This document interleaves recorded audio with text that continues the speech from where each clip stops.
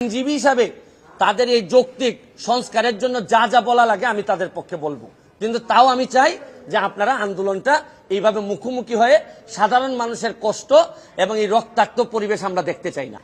আমি তো এইটা দেখেই তো আজকে এখানে মুখোমুখি হয়ে হলাম আপনাদের।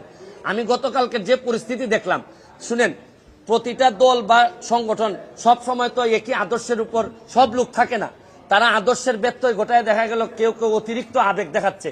এটা দেখাইতে গিয়ে তো আলটিমেটলি পুরা দলেরই বদনাম হচ্ছে।